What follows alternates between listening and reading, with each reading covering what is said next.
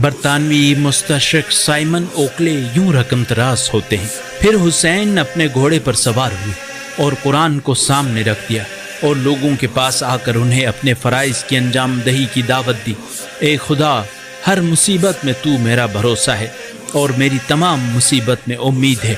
اس کے بعد انہوں نے ان کو اپنی عظمت، ان کی پیدائش کی شرافت، قدرت کی عظمت اور ان کے اعلیٰ نزول کی یاد دلائی اور کہا، خود ہی غور کرو کہ میں جیسا آدمی تم سے بہتر نہیں، میں جو تیرے نبی کا بیٹا ہوں، اس کے سوا روئے زمین پر کوئی افضل نہیں۔ علی میرے والد تھے، شہداء کے سردار جعفر اور حمزہ میرے چچا تھے، اور رسول اللہ صلی اللہ علیہ وآلہ وسلم نے میں اور میرے بھائی دونوں کو فرمایا کہ ہم جنت کے جوانوں کے سردار ہیں۔ انسان کو بیدار تو ہو لینے دو، ہر